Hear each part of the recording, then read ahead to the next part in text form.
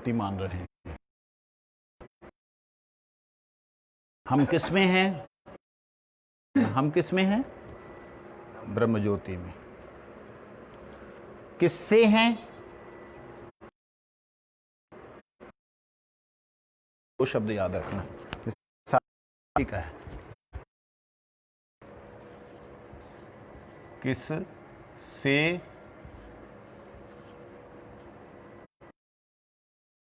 वो, मतलब कोई वैकुंठ हो, गोलोक हो, एवरी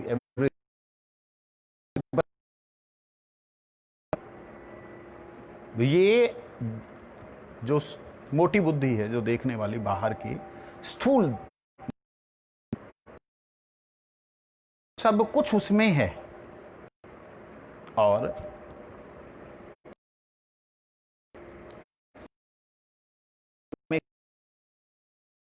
ही इस सारे जगत की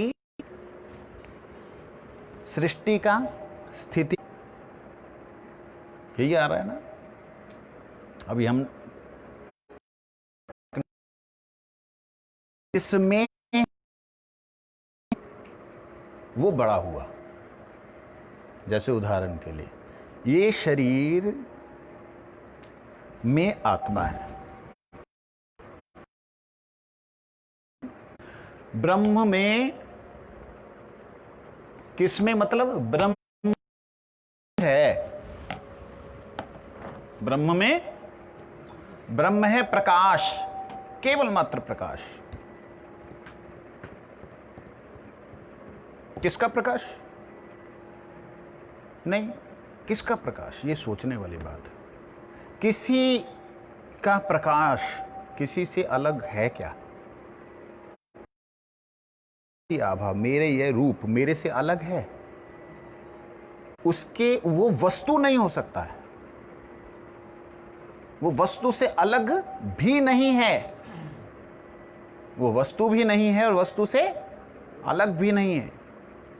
उसमें वस्तु को प्रकाशित करने का पूर्ण समर्थ है, उसके बिना वस्तु प्रकाशित हो ही नहीं सकती। आतप रहित सूरज नाही जानी, आतप रहित, भक्तिविनोद ठाकुर जी के शब्द, आतप रहित सूरज न, जो तपाने की जो क्षमता है, जो तेज है, उसके बिना सूरज हो ही नहीं सकता। अगर है तो है ही नहीं वो, क्योंकि उसके बिना होता है। प्रकाश के बिना अग्नि कहां से है भाई? इसमें अग्नि है, क्या इसको अग्नि कहोगे? कोई इसे अग्नि कहेगा? लकड़ी जरूर कह सकता, लेकिन अग्नि कहेगा? नहीं कह सकता। जब अग्नि शब्द आता है तो अग्नि के 3 क्रियाएं होती हैं, प्रकाशिका, दाहिका और स्वयं, मतलब स्वयं ज्वलनशील। ये 3, ताप भी होता है, प्रकाश भी होता है और जलाने का उसमें सामर्थ्य भी होता है, उसे अग्नि कहते हैं। तो इसी प्रकार से जो दिखने में आ रहा है सब कुछ, उस दृष्टि से ब्रह्मवादियों ने या ब्रह्म ज्ञानियों ने, ब्रह्मविद व्यक्तियों ने जो दर्शन किया, उन्होंने एक सिद्धांत स्थापित किया। और देखिए, वो सिद्धांत किसी भी दृष्टि से गलत नहीं है, किसी भी दृष्टि से गलत नहीं। सिद्धांत स्थापित किया कि सब ब्रह्म से है, सब ब्रह्म में है, ब्रह्म ही सबका कारण है। स्पेशली उन्होंने इसके लिए बोला जगत के लिए, यतो वा इमानी भूतानि जायन्ते, ये श्लोक मैं बहुत बार बोलता हूं। ये सारे का सारा जगत जिससे जायन्ते, ये न जातानि जीवंती, जिसके कारण सारे का सारा जीवन प्राप्त होता है। यत् पर्यंत विशंत विशंति तद्विज जिज्ञास तदैव ब्रह्म, और बाद में प्रलय के समय में जिसमें वो विलीन हो जाता है, उसे तुम जानो वो कौन है, उसे क्या कहते हैं? मेरे को, जब मैं प्रभु जी की तरफ मैं इसलिए विशेष रूप से देखता हूँ, बड़े ध्यान से सुनते हैं। अब ऐसे लगता है जैसे परीक्षित जी महाराज बैठे हों, जहाँ सुखदेव जी बैठे हों सुनने के लिए। गुरु जी भी जब कथा करते थे इन्हीं को देखते थे लगातार, बड़ा ध्यान से सुनते हैं। और ऐसा भी नहीं है कि वो सुन करके याद भी ना रखें, कोशिश रहती है याद करने की। हम लोग भी, मैं देखता हूँ सुदामा प्रभु को कई बार नोट करते हैं, यहाँ से जाके नोट करेंगे फलाना फलाना फलाना। तो ये चीज़ें जो है ना बड़ी अपीलिंग होती हैं, तभी व्यक्ति आगे की चीज़ों को समझ पाता है। नहीं तो समझता सुनता कुछ, समझता कुछ, और समझने के बाद में उसको जो बोलता है वो निकलता कुछ है। तो ब्रह्मवादियों के लिए जिस प्रकार से, वादी शब्द बोल रहा हूं, वादी का मतलब सिर्फ संवाद करने वाले, अनुभवी नहीं है। वहां ब्रह्मवादियों के लिए जो ब्रह्म है वो सब कारणों का कारण है, उनके लिए और कुछ भी नहीं है। कहते ऐसे ब्रह्मवादी लोग, अर्थात तथाकथित ज्ञान की, तथाकथित मतलब वास्तव में नहीं है, ऐसे ज्ञान की चर्चा करते हुए वो लोग इस भ्रम में रह जाते हैं कि ब्रह्म ही सबका कारण है। गुरु जी कहते हैं nothing can of cause of the something, nothing can of cause of the something. निराकार से साकार नहीं हो सकता, निराकार से साकार नहीं हो सकता। अंडरलाइन से मैंने पहले लिखा, से साकार नहीं हो सकता। अगर हम कहें ब्रह्म ज्योति से सब कुछ दिव्य धाम सारे के सारे उनसे हुए हैं, कहते गलत है। कुछ नहीं है वहां से कुछ हो जाएगा, ऐसा कैसे समथिंग, कैसे संभव है? कुछ है तब कुछ होगा। गुरु कहते हैं उसमें जो साधारण लोग उदाहरण देते हैं, क्या उदाहरण देते हैं?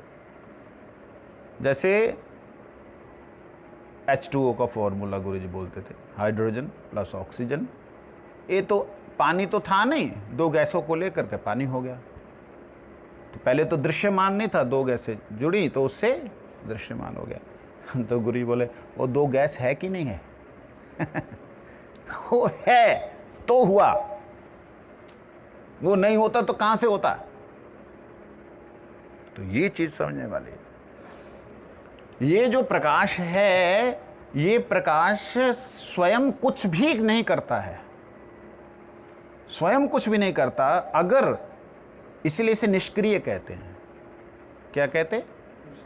निर्विकार, विकार रहित, इसलिए इसे निष्क्रिय कहते हैं। और बोलिए, और निर्विकार, विकार रहित। परंतु इसके पीछे वो है, कौन है? जिसका वो प्रकाश है। वो प्रकाश जिसका है उसके कारण से, अंडरलाइन, उसके कारण से ये प्रकाश सर्वशक्तिमान है और ये प्रकाश सर्व क्रिया करता है। उभय एक साथ में, एक ही समय में ना है, एक ही समय में हां है। ये बात समझने वाली है। जैसे सूरज का प्रकाश सूरज से होने के नाते सूरज के प्रकाश की छोटी सी किरण के अंदर सूरज की संपूर्ण शक्ति प्रदर्शित होती है। कैसे होती है? संपूर्ण शक्ति शब्द कैसे बोल सकते हैं? हम तो गलत बोल रहे हैं, इसका मतलब नहीं। शक्ति प्रदर्शित होती है, शक्ति है नहीं, शक्ति प्रदर्शित कैसे होती? देखो, आप लेंस लीजिए, जो सूरज की दाहिका शक्ति है जलाने वाली, पक करके जल जाता है, आग लग जाती है। और उसी लेंस का घनी एकदम जबरदस्त, आप उस लेंस के अंदर बड़ी पावर वाला ले लीजिए, प्रभु जी लोहे को ऐसे पिघला देती है, ऐसे।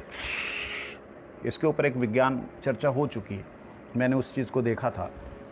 वो वैज्ञानिकों ने उस पावर को, सूरज की पावर को प्रयोग में लाए, तो लोहा ऐसे मेल्ट हो गया। कितने सेकंड्स में? 4 से 5 सेकंड्स में। तभी वो लोग वहां पे उस धातु से बनी वस्तु को भेजने का प्रयास करते हैं सोलर रेंज में, जो उससे पिघले नहीं। लेकिन वो क्या है? वो हीरा। अब हीरे को भी जब उन्होंने उससे ज्यादा पावर यूज की, वो भी पिघल के खत्म। तो कहने का है सबसे, हाँ, हार्डेस्ट जो हीरा है वो भी पिघल गया। तो अब विषय पे आते हैं। इसका मतलब यह है कि सूरज की रोशनी में सूरज के रहने के नाते वह सूरज की संपूर्ण शक्ति को लेकर के है। ठीक है जी? लेकिन सूरज की रोशनी से, द्वारा ध्यान देना, एक बैटरी के अंदर चार्ज किया हुआ जो हमने उसकी पावर को अलग किया हुआ है, जहां पावर से अपने आप को शक्ति युक्त किया हुआ है, वो बैटरी में भी सामर्थ्य है। उस बैटरी में भी सामर्थ्य है। अर्थात प्रकाश से मात्र, प्रभु से नहीं, मात्र प्रकाश से भी 3 क्रियाएं संभव हैं, जो प्रभु से डायरेक्ट संबंधित नहीं है, उससे भी 3 क्रियाएं संभव हैं। देखिए, वो बैटरी से आप आग लग जाएगी, सब कुछ हो जाएगा, लेकिन उतना प्रभाव नहीं है जो भगवान की मूल शक्ति का है। इसीलिए उसे कहा है कि जायन्ते और जीवन्ते और प्रलयन्ते, उसमें अविशन्ति विशन्ति। तो इसको जिसके अंदर 3 कारण हैं, जन्म का, स्थिति का, लय का, उसे निष्क्रिय कैसे कह सकते हैं? उसे तो निष्क्रिय बोल नहीं सकते। निष्क्रिय इसलिए उससे तो हो रहा है, उसमें नहीं हो रहा है। बात समझें ना? वो अलग, वो तो कारण है, वो कारण है। हाँ, उससे, प्रकाश से 3 क्रियाएं हो रही हैं, लेकिन वो तीनों क्रियाएं, स्थिति, जन्म, स्थिति और लय, ये प्रकाश की नहीं है, प्रकाश से हैं। इसलिए यहां पे कारण कौन हो गया? ध्यान दीजिएगा, ये नीचे है, ये ब्रह्म तेज।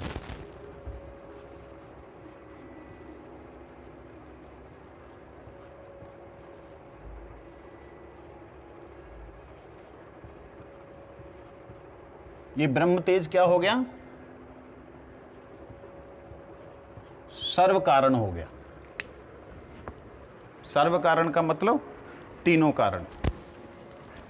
क्यों तीनों कारण? ये ब्रह्म तेज केवल मात्र। क्यों तीनों कारण? स्थित, मैं नीचे की लाइन पे नीचे डाला है इसको, ऊपर नहीं डाला। मतलब नीचे जितना भी हमको दृश्यमान जगत नजर आ रहा है, जो स्थिति नजर आ रही है, जो लय होना है, वो इसी प्रकाश के भीतर ही होना है। इसलिए इस जगत के वासी जितने हैं, इस जगत में रहने वाले जितने लोग हैं, उन लोग के लिए परम कारण क्या हुआ? उनके लिए केवल मात्र, उनके लिए सर्व कारण क्या हुआ? ब्रह्म तेज। वो लोग जो बोलते हैं ज्योति में ज्योत मिलाना, ज्योति में ज्योत ज्योत ज्योत, जो करते रहते हैं, ब्रह्मविद, ब्रह्मज्ञानी या ब्रह्मवादी, वो सारे के सारे अब इसमें आ गए। ब्रह्मवादी जन्म जन्मांतरों के बाद, ब्रह्मविद जन्मांतरों के बाद में ज्ञान प्राप्त होकर के वो, इनके लिए ब्रह्म सब सारे कारणों का कारण। लेकिन इसके अगला दूसरा दर्शन करने वाला मिलता है। एक है जिसने प्रकाश मात्र को देखा, एक है जिससे प्रकाश निकल रहा है, उस लपटों को देख रहा है, अर्थात उस परब्रह्म परमात्मा के सूक्ष्म स्वरूप को देख रहा है। वो सूक्ष्म स्वरूप को देखने वाला क्या देखता है? ये बाहर की जो नीली लाइन है, इस लाइन को देखता, मतलब वह सूक्ष्म स्वरूप को अंगुष्ठ प्रमाण से अपने हृदय में उस परमात्मा का दर्शन करता है। जो परमात्मा का दर्शन करता है वो क्या बोलता है? ध्यान दीजिएगा, ब्रह्म ज्ञानी बोल रहा है, ब्रह्मविद बोल रहा है कि सब कुछ ब्रह्म में है। अंडरलाइन, सब कुछ किसमें? और जो दूसरा अनुभव करने वाला वो कहता है जो कुछ ब्रह्म में है वो ब्रह्म में है, ठीक है, लेकिन ब्रह्म इस ज्योति का प्रकाश है, इसलिए ज्योति से ब्रह्म है। ऊपर का दर्शन हो गया ना उसका। उसने क्या बोला? ज्योति से ब्रह्म है।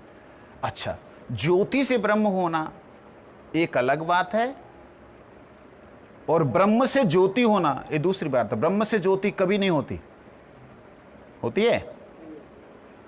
नहीं होती। लेकिन क्या ब्रह्म से ज्योति अलग है? अलग है ही नहीं, अलग हो ही नहीं सकती। मतलब प्रकाश क्या उस ज्योति से अलग है? नहीं। लेकिन क्या प्रकाश से ज्योति बनी है? नहीं, ज्योति से प्रकाश हुआ है। ठीक है ना? अब से वो हो गया जी, और मैं ये हो गया। अब बताइए, बड़ा मतलब दृश्य में भी अब बड़ा जो हम पहले देख रहे थे, अब वो क्या हो गया? सूक्ष्म। अब समझने वाली आगे की बात। फिर वो दूसरे वाला जो पहले वाला था, पहला नंबर ब्रह्मज्ञानी, उसने कहा ठीक है, लेकिन है तो आखिर ब्रह्म में ही। ठीक है, तुम बोलते हो कि परमात्मा से है ये प्रकाश, तुमने उनका दर्शन किया, लेकिन है तो आखिर ब्रह्म में ही। तो वो कहता सुन, ब्रह्म में तो वो है, ब्रह्म उससे है, और जानते हो उसमें ही ब्रह्म है, इसीलिए उससे ब्रह्म है। अब ध्यान देना, अगर इसमें प्रकाश ना हो, इस ज्योति में प्रकाश ना हो, तो क्या फैलेगा? तब वो जो अनुभव गम्य महापुरुष है, जिसने भगवत दर्शन किए हैं, सूक्ष्म रूप से किए, ध्रुव जैसा महापुरुष, या जो भी महापुरुष हैं जो साधना करते हैं, वो कहता है कि मान लिया कि सब कुछ ब्रह्म में है। कहता मैं ये कह रहा हूं सब कुछ जो ब्रह्म में है वो ब्रह्म इससे है, इससे, ये है कारण। कहता ठीक है, पहले वाला बोला ठीक है, वो कारण तू बोल रहा है, लेकिन है तो आखिर मेरे वाले ब्रह्म में ही। तो वो कहता सुन, वो ब्रह्म जो तेरा है वो सारे का सारा इसी में है, इसीलिए वो बाहर है। ये ना हो तो वो तेरे वाला जो तू बोल रहा है ना, वो कुछ भी ना हो। तब बात आती है कि अरे क्या वो इतना है? क्या वो सूक्ष्म है? अंगुष्ठ प्रमाण मात्र ने परमात्मा का स्वरूप जो है चिंतन हुआ, क्या अंगुष्ठ वो इतना ही है परमात्मा? परमात्मा किसे कहते हैं? उसकी व्याख्या किसी को आती है? महतो महियान ब्रह्म, बृहन्नत बृहन्नत्वात् इति ब्रह्म। परमात्मा के लिए क्या आता है? याद है? कुछ याद है? कुछ है? सारी आत्मा से ऊपर नहीं। परमात्मा शब्द का प्रयोग जो किया जाता है वो किसे कहते हैं? परे आत्मा नहीं है, परमात्मा। देखिए, ब्रह्म बृहद है, ठीक है, और परब्रह्म क्या हो गया? सूक्ष्म। परमात्मा किसे कहते हैं? अनोर अनियान। क्या बोलते हैं? अनोर अनियान। अणु से भी अणु है, उससे अणु और कोई भी नहीं हो सकता। मतलब आत्मा अंतर्यामी, या जो आत्मा के अंतर में निवास कर सके उसे परमात्मा कहते हैं। आत्मा कितनी छोटी है, उससे भी छोटा जो हो सके उसे परमात्मा कहते हैं। अब समझ से बाहर हो गई ना, सारा खेल बिगड़ गया। तर नहीं जी, तम, उससे और सूक्ष्म कुछ नहीं हो सकता, इसे कहते परमात्मा। अब परमात्मा अगर ओम सूक्ष्म को बोल रहे तो क्या बृहद को परमात्मा नहीं कहेंगे? समझने वाली बात है। अगर सूक्ष्म परमात्मा है तो क्या वो बृहद को परमात्मा नहीं कहेंगे? क्यों जी? समझ आ रहा है नहीं आ रहा? कुछ और ही सोच रहे हो? क्या क्वेश्चन किया मैंने? नहीं कहेंगे? बृहद मतलब बड़ा। बृहद जब ऐसे करना तो बड़ा ही हुआ ना, उसको परमात्मा नहीं कहेंगे? नहीं कहेंगे? परमात्मा शब्द का अर्थ तो हुआ अनोर अनियान, तो जो बृहद है वो उसको परमात्मा नहीं आप कहेंगे? बृहद का कारण परमात्मा है, ठीक। लेकिन बृहद का कारण होने के बाद उसको आप अणु मानोगे? वो तो उस बृहत्तम तत्व के प्रत्येक कण में व्यापक है, इसलिए उसे विष्णु कहा गया है। विश्वम व्याप्ति इति विष्णु, जो सर्वव्यापक है। व्यापकता के नाते ही विष्णु शब्द की उत्पत्ति हुई है।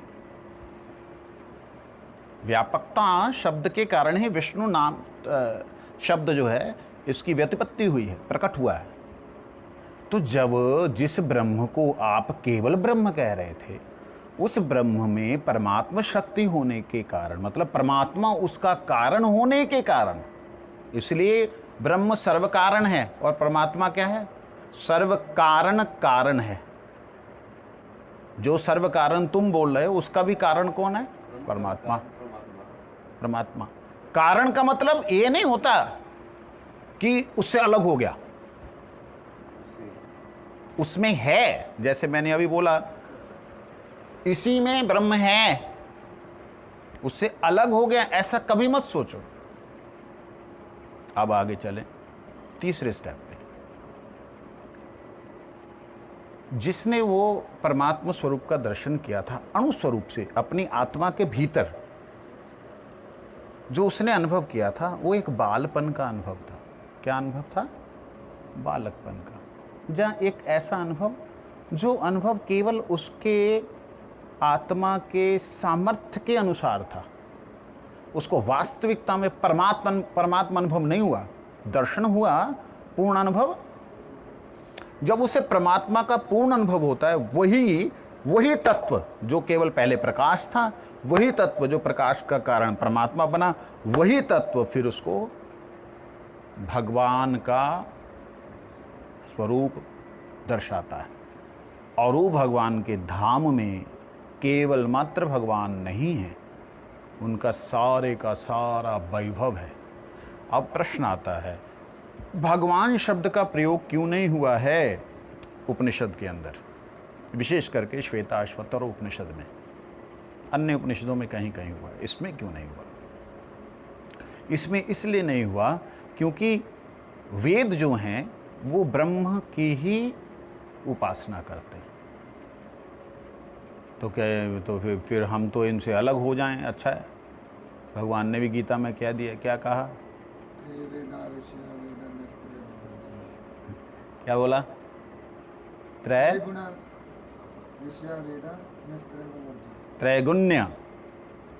विषया वेदा निस्त्रय गुण भव अर्जुना। हे अर्जुन, जो वेद हैं वो त्रैगुण्य हैं, अर्थात उनको केवल जन्म स्थिति लय इसके बारे में बताए जा रहे, इसके बारे में घोटा लगाए जा रहे हैं। अभी हम लोग इससे पहले की उपनिषद जो पढ़ के आ रहे थे उसमें वही घोटा चल रहा था। कहते उससे निस्त्रय गुण हो जा, उन तीनों गुणों से अलग हो जा, तब तू क्या होगा? मेरे को समझ पाएगा, तब तू मेरे को समझ पाएगा, उससे पहले नहीं समझ सकता। ठीक है, जब तक हम ब्रह्म को उससे अलग देखते रहेंगे तब तक हम नहीं समझ सकते कि वो कौन है। महाराज जी, जो इसमें जाते जाते एक मनुष्य जीवन में समय भी तो उतना ही है ना, इतना जानते जानते जानते वेद से ऊपर कोई ग्रंथ भी तो नहीं है जिसके द्वारा हम लोग जानें। अगर हम लोग प्रोसेस बाय प्रोसेस जाना शुरू करेंगे, ब्रह्म के थ्रू होकर के हम जो वेद कहते हैं, ब्रह्म को जानो, जो उसके बाद में आगे का रिश्ता है जो है, तो उतना तो मनुष्य जीवन के पास समय ही नहीं। इन ऋषियों के पास तो समय बहुत है। ये एक नया प्रश्न है। एक नया प्रश्न है, अच्छा प्रश्न है कि ऋषि तो जो है अपने श्वास को, प्राण अपान को जो समाकृत्वा समान कर लेते हैं और उसको रुद्ध कर लेते हैं, रोक लेते हैं, तो वो तो ध्यान कर सकते हैं। मनुष्य के पास तो ऐसा समय नहीं है, बिल्कुल समय नहीं है, बिल्कुल ही नहीं है समय। मनुष्यों के इसीलिए मनुष्यों का क्या कहा गया, जिसके पास वक्त कम हो उसे क्या कहते हैं? जोर से बोलो ना। कम वक्त। मनुष्य कम वक्त है, एक कम वक्त है, कम वक्त है। तो उसके लिए क्या है, देखिए उसके लिए ही हमारे को कहा है, जाओ अगर कुछ शिक्षा लेनी है, भागवत भी पढ़ना है, वैष्णवों के पास जाके पढ़ो, क्योंकि उनका जो अनुभव है वो सीधा अनुभव है। लेकिन उस सीधे तत्व को आज के समय में हम जो समझा रहे हैं, उसका प्रभाव आज के समय में, अंडरलाइन, आज के समय में उसका प्रभाव कितना विकारशील हो चुका है, आप शायद कल्पना भी नहीं कर सकते, नहीं कर सकते। महाप्रभु के टाइम पे आपने सुना होगा कि महाप्रभु ने हरे कृष्ण कहा, उन्होंने दूसरे को स्पर्श किया, हजारों लोग पागल हो गए, सुना था आपने। लेकिन उसके बाद कैसी स्थिति आई, कैसा समय आया कि आज कृष्ण के नाम पर किस प्रकार से लोग बकवास करने लग गए। मैंने उस दिन थोड़ा अपना शब्दों को निम्न स्तर पे उतारा, जो कि उचित नहीं था, लेकिन उचित था। किस प्रकार से भगवान के बारे में, कृष्ण के बारे में, बलदेव के बारे में, राधा रानी के बारे में किस प्रकार से आज दुनिया के अंदर दुष्प्रचार हो रहा है। और वो लोग जिसका आश्रय लेके, जिसको प्रमाणित समझ करके प्रमाण दे रहे हैं, मेरे दिमाग में आया कि उसको एक बार पढ़ तो लें, उसमें क्या गलत लिखा है, जहां ये गलत समझ रहे हैं, जहां वास्तविकता में वो गलत है, जहां ये गलत है। जब उसको पढ़ने लगे तो देखिए वही वस्तु प्रकट हो रही है जो वैष्णवों ने दी। उन्होंने कहा कि त्रिविधम ब्रह्म एतत्, ये जो ब्रह्म है तीन प्रकार से। पहला हमने देखा था प्रकाश रूप से, दूसरा ज्योति रूप से सूक्ष्म, तीसरा वो ज्योति का जो कारण है, कहते वह क्या है, उसके लिए बताते हैं, स्वादेहम अरणिम कृत्वा प्रणवम चोत्तारणिम ध्यान निर्मथनाभ्यास देवम पश्येन गूढ़वत। अब वो जो पहले जो देख रहे थे, उससे तीसरी अवस्था में देखने वाला जो है, वो कहता है जिस तुम परमेश्वर को देख रहे हो, इस ब्रह्म ज्योति का कारण, कहते उस परमेश्वर के ऊपर भी एक ऐसी परम सत्ता है, जो परम सत्ता से वह परमेश्वर सर्वव्यापक है। वह परमेश्वर ही विष्णु है, वह परमेश्वर ही ब्रह्म है, वह परमेश्वर ही परब्रह्म है। वो कौन है, यहां पे उसका नाम नहीं दिया, यहां नाम नहीं दिया। वह परमेश्वर कौन है, गीता में भगवान श्री कृष्ण कहते हैं, मत्तः परतरम ना अन्यत किंचित अस्ति धनंजया। हे धनंजय, मेरे से परे किंचित मात्र कुछ भी नहीं है। उसी भगवत गीता में कहते ब्रह्मणो ही प्रतिष्ठा हम, मैं उस ब्रह्म की प्रतिष्ठा हूं। ब्रह्म की प्रतिष्ठा के रूप में ये परमात्मा है।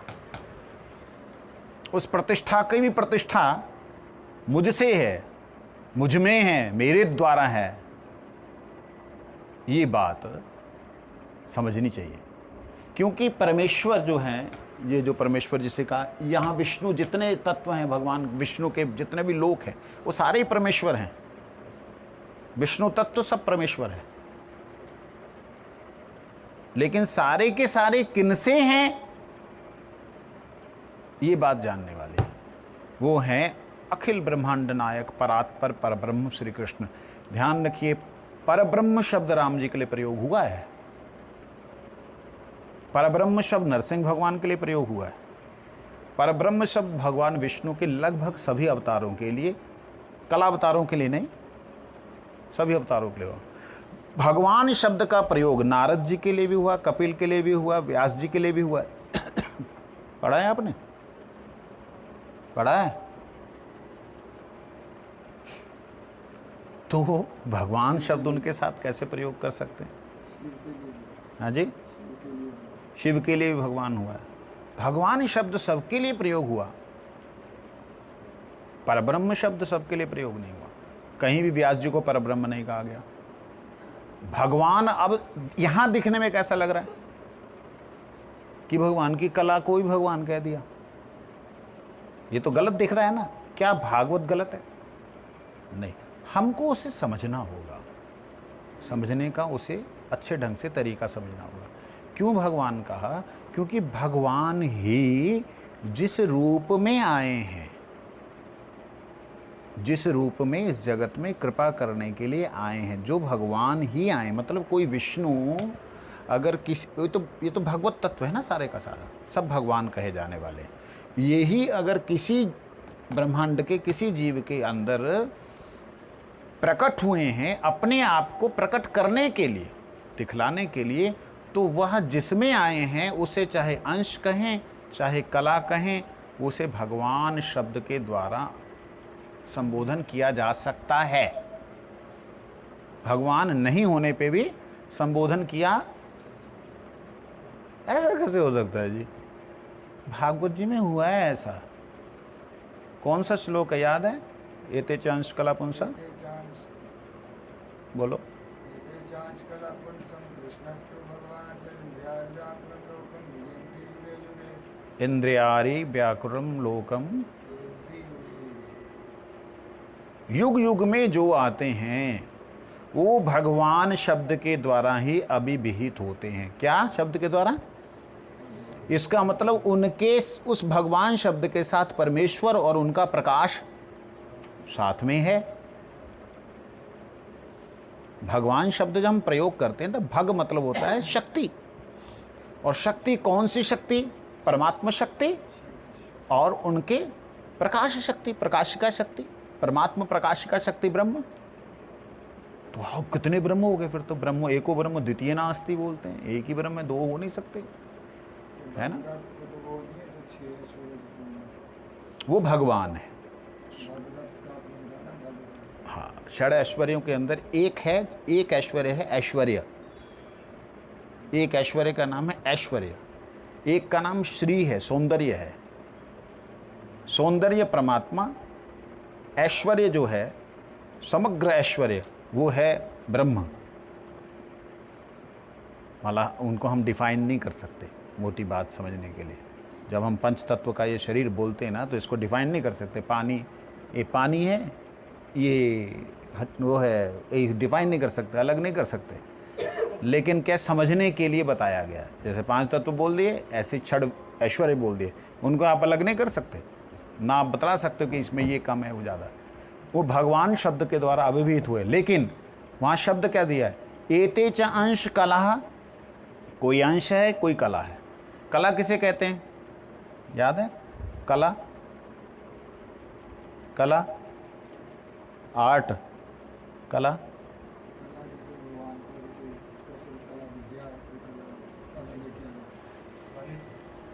नहीं, यहां भगवान के बारे में प्रयोग होगा।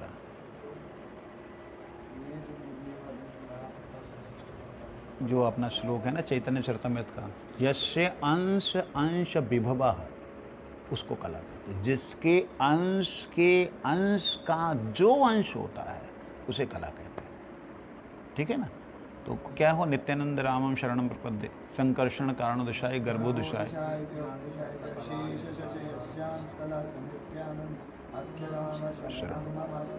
उसमें जो है यस्य अंश अंश, यस्य अंश अंश के जो है उस यस्य अंश अंशस्य कला, मतलब जो अंश के अंश का अंश है उसे तीसरे नंबर पे जाता है, वो कला आता है। वो तत्व एक है लेकिन तीसरे नंबर पे आने पे कला। हम वो तीसरा है, हाँ, अंश अंश अंश, तो तीसरा नंबर होता है, उसे कला कहते हैं। उसे कला कहते हैं। कला का मतलब, अब वो अंश अंश हुआ तो छोटा हो गया क्या? कम हो गया क्या? आर्ट वाली कला भी होती है, वो अलग प्रकट होते हैं। जैसे राधा रानी के जो गुण हैं, राधा रानी की जो कलाएं हैं, वही गोपियों के रूप में हैं।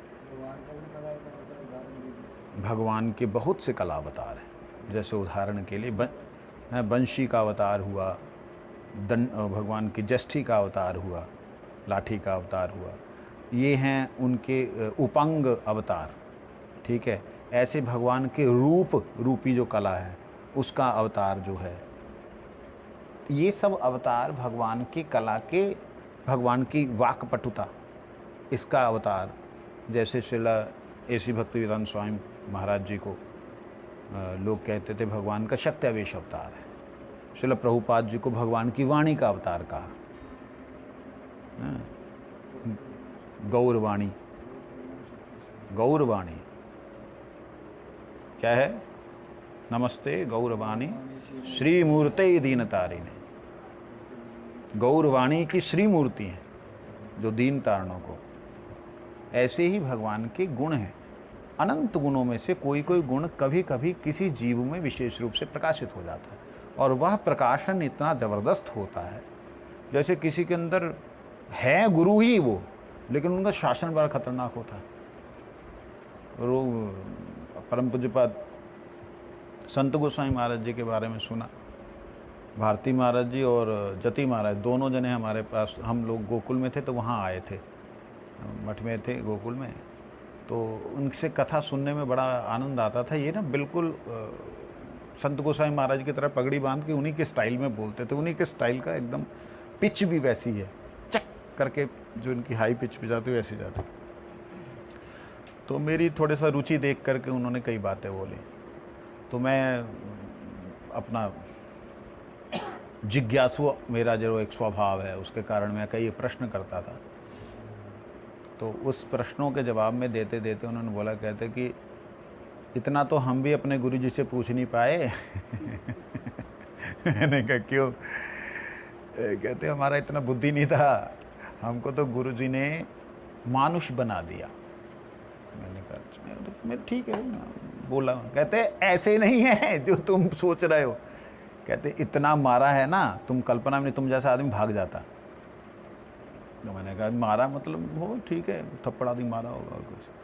कहते ऐसा नहीं, वो जो हमारा नाट्य मंदिर है, हम क्षमा याचना के लिए चरणों में गिरे, हमको इधर से उधर ठोकर मारते मारते मारते मारते उधर, उधर से ठोकर मारते मारते मारते ठोकर मारते मारते मारते इधर, फिर उधर से ठोकर मारते मारते मारते। कहते हमको फुटबॉल की तरह गुरुजी ने मारा है, तब जाके हम गधा से मानुष बनाए। जति महाराज जी और परम पूज्यपाद भारती महाराज दोनों मेरे लिए परम पूजनीय संत हैं। तो मतलब देखिए उन्होंने दीनता पूर्वक जो बात कही, कैसा शासन। ये भगवान का, बलदेव का जैसे शासन अवतार होता है ना, बलदेव का शासन प्रकट हुआ, बलदेव जी की दीनता। प्रभुपाद, बलदेव जी की दीनता प्रभुपाद जी के अंदर दिखाई देती। कैसे? प्रभुपाद जी अपने जितने शिष्य हैं सबको प्रभु शब्द से संबोधन करते थे,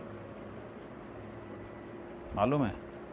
प्रभुपाद जी के जो परम गुरुदेव, जिनका नाम हम कभी उल्लेख नहीं करते, बोलते नहीं है, उनके नाम के पीछे जो टाइटल लगता था प्रभुपाद, वो प्रभुपाद जी के नाम के बाद में लगना शुरू हुआ। भक्ति विनोद ठाकुर जी ने उस टाइटल को लिया नहीं, और प्रभुपाद जी के शिष्यों ने कहा कि प्रभुपाद आपको हम क्या संबोधन करें? कहते हम तो प्रभु के चरण हैं। कहते नमो विष्णुपाद आए। कहते मतलब ठीक है, तो सबके लिए प्रयोग होता है। तो उन्होंने प्रभुपाद, मैं तो चरण ही, तो अपने आप को प्रभुपाद संबोधन करने से वो प्रसन्न होते थे। खुद बलदेव जी जिस प्रकार से, कल्पना कीजिए, बलदेव जी जिस प्रकार से दासों के दास बन करके प्रत्येक दास की संतुष्टि के लिए बलदेव जी सब कुछ बने हुए हैं, आसन वसन पहिरन खाद्य भोजन सब कुछ।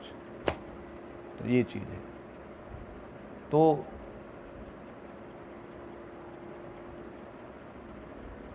परमात्मा या भगवान वास्तविकता में वो एक तत्व है। जैसे अग्नि,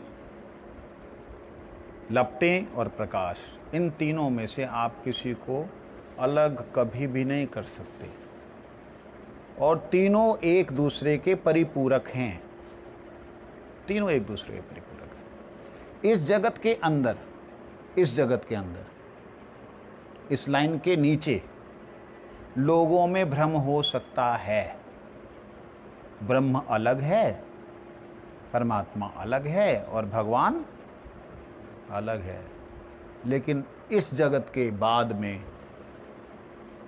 वहां पे ब्रह्म भगवान का प्रकाश है और भगवान मूल कारण है। मूल कारण को कोई ना देख करके प्रकाश में ही आनंद लेना चाहता है तो उसे कोई मनाही नहीं है। जैसे दक्ष के 10,000 पुत्र सब मुक्त हुए, मुक्त होने के बाद में इस जगत में नहीं रहे, वो भगवान के वैकुंठ के दिशाओं में दिशा के रूप में विराजमान हो गए। दिक् रूपेण भास्वतः, भासवान हो गए, दिक् रूप से रह गए। मतलब दिशाएं तो वहां होती नहीं, तो वैकुंठ का अंदर जाने की उनकी इच्छा ही नहीं है। ठीक है, तो वो ब्रह्म सायुज्य कहा गया। उसे क्या शब्द दिया गया? जो भक्त लोग कभी सपने में सोचते भी नहीं, चर्चा भी नहीं करते। वो कहते हैं क्या फायदा, अगर कोई ऐसा मौका मिले कि ब्रह्म भगवान के सालोक्य हो जाए, उनके लोक में वास मिल जाए, तो कम से कम रूप दर्शन तो होगा। प्रकाश में रह के हम क्या करेंगे? ठीक है, तो जो हमने उस दिन बात की थी, जो क्या हो जाता है, प्रपन्न होता है, आया था ना श्लोक, तत्परा, जो तत्पर होता है, उनके तत्परायण होता है, उनकी सेवा के लिए मन में जिसके भाव आता है, परायण मतलब होता है उनके अनुसार, तो वह मुक्त हो करके इस वाली ज्योति पुंज में चला जाता है। इस वाले ज्योति पुंज में नहीं। ब्रह्म के मूल आकाश दो हैं, शब्द को, आज शब्दों को ध्यान में रखना। आकाश और एक महाआकाश। आकाश और जो महाआकाश है, महाआकाश में है ये सारे वैकुंठ और गोलोक इत्यादि, उसे महाआकाश कहते हैं। और आकाश जो है ये सीमित है। सीमित का मतलब प्रत्येक गैलेक्सी का अपना आकाश है। गैलेक्सी जानते हैं? तारामंडल, उनका एक अपना आकाश है, एक आकाश मंडल है उनका।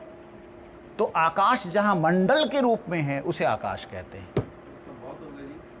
हाँ, आकाश भी बहुत हो गई। आकाश भी, दो ही जगह का मतलब असंख्य हो गई। आकाश जो है, आकाश बहुत है, महाआकाश बहुत नहीं है। महाकाश तो एक हो। महाकाश एक है। मतलब नीचे ब्रह्मांड का आकाश अलग है ना उसमें ना, उस एक आकाश में होने पर, जैसे नीचे आकाश, दो शब्द मैंने बोले, आकाश महाआकाश। आकाश के भीतर अपने अपने आकाश में, मतलब गैलेक्सी जो है, उन्होंने अपना एक धुरी बना ली, तो उनका एक अपने अपने घना और अपने अपने आकर्षण प्रतिकर्षण का जो एक उनका जो दायरा है ना, वो अपने में रहेंगे वो, इसलिए उनका एक आकाश, इंडिविजुअल आकाश दिखाई देता है। लाइन से नीचे सारे हुआ। हाँ, तो वो एक आकाश है लाइन के नीचे। तो ऐसे आकाश अलग अलग दिखने पे भी वो आकाश एक है। जैसे समुद्र के अंदर भंवरें नजर आती हैं, तो भंवर के अंदर जो है बहुत तीव्र जो है आकर्षण होता है, बहुत तीव्र आकर्षण। वो तीव्र आकर्षण जो है वो भंवर की ताकत दिखलाता है, मतलब समुद्र की ताकत बड़े बड़े जहाजों को डुबो लेता है। वो जैसे उनका एक अलग अलग मंडल है ना, है तो समुद्र में ही है, समुद्र का ही प्रभाव। तो इस प्रकार से आकाश में आकाश का अलग अलग प्रभाव रहने से है, प्रवाह होते हैं, नदियां मतलब प्रवाह।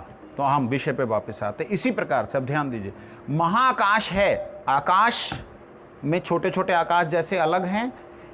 आकाश छोटे छोटे अलग होने का मतलब भी एक मैं आपको बात आज मोटी से समझा दूं, आ रही है। ये एक एक वैकुंठ से प्रेरित हैं, एक एक वैकुंठ से, ऊपर वाले से नहीं, इस साइड में जो है उनसे प्रेरित है। प्रेरित कैसे हैं? ईक्षण के द्वारा। और ईक्षण के द्वारा जो प्रेरित हैं उसमें एक तीव्र गति आती है, उस गति के माध्यम से वह क्या बोलते हैं उसको, चलायमान होते हैं। वो चलायमान होने के नाते उस ब्रह्म की ईक्षण और ब्रह्म के तेज और ब्रह्म के तेज की गति में चलायमान होने के नाते वह आकाश में भी अपना एक आकाश मंडल अलग से मतलब बनाते हैं, दिखता है। इसी प्रकार से ब्रह्म ज्योति का मूल कारण श्री कृष्ण होने के बावजूद भी, जिसके अंग की प्रभा है, उसके बावजूद भी ये सारे के सारे अलग अलग अपने अंदर से ज्योति प्रकट करते हैं। ये सारे स्वयं प्रकाश हैं। इनको कहीं से ऐसा दिन और रात का नहीं चक्कर है कि भाई उनको कहीं से सूरज की लाइट लेनी पड़ेगी। स्वयं प्रकाश है। इनमें भी स्वयं ब्रह्म का तेज है। जैसे नीचे अलग अलग आकाश दिखलाई दे रहे हैं, ऐसे वहां अलग नहीं होने पर भी अपना अपना प्रभा मंडल है। जैसे उदाहरण के लिए ये जो है मानो सूरज है, ठीक है, जब सूरज, इसको मानो सूरज है, और ये सारे के सारे मानो सूरज के चारों तरफ जो और छोटे छोटे छोटे छोटे सूरज हैं, नॉट तारे, तारे तो नजर ही नहीं आते हमें, और छोटे छोटे छोटे छोटे सूरज हों अगर, तो हमें कैसे लगेगा कि एक मूल प्रकाश है और एक छोटे छोटे उसके प्रकाश है। ऐसा कभी आप लाइटों में देख सकते हो, एक बड़ी लाइट होती है और बाकी छोटी छोटी छोटी लाइटें होती है। लाइटें सेल्फ ल्यूमिनस होती हैं, अपने से प्रभा का विस्तार करते हैं। जो छोटी छोटी हैं वो भी उस पावर हाउस से ही हैं। पावर हाउस मूल है, ठीक है। यहां आज हम विषय को छोड़ देते हैं। इसके आगे का विषय पावर हाउस, कल को मेरे को ये शब्द यहां से शुरू करना है, ठीक है, कि महाआकाश के भीतर किस प्रकार से ब्रह्म का, एक ब्रह्म होने पर भी ब्रह्म का अलग अलग प्रकाश प्रकाशित होता है। वंशा कल्पतरुष कृपा सिंधु पतितानां पावन वैष्णव।